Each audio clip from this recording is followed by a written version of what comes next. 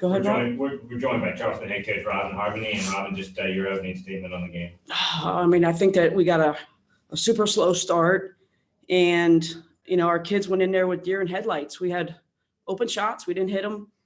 You can't go 2 quarters and score 9 and 9 and expect to stay in the game. And UNCW, they just stayed solid. They didn't make mistakes. They didn't turn the ball over like we did.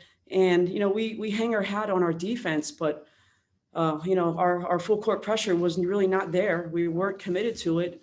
And then, we come down the other end and people have shots and they don't put them down. And, we don't really give the ball into our post, and we don't have that post game that was really a great game this whole season. Our post struggled with scoring, getting inside out the way you're supposed to traditionally beat a zone. We couldn't hit outside shots to soften it up. We didn't hit anything in it when we fed our post. So, it was something that we struggled at. And when people play us man, we never had any problems because we used then our athletic ability. And, obviously they weren't going to come. They played us in a man one time and we scored. But, it's just a matter of our kids need to take the lonely walk. They need to get shots up. They need to get better. And we still are pretty young. So, our juniors now that we had our third team and our all defensive team player with Tyler Collins and Aaron Edie, that they need to really come as seniors and produce like other seniors in our conference are doing. So, we're relying on a lot of young kids, and, it's a big problem when you get in these kind of games. You can't expect freshmen who have played, I want to say 15 games to produce the same way that, a junior or a senior that's played in 75 games. You guys didn't play a lot of games in February.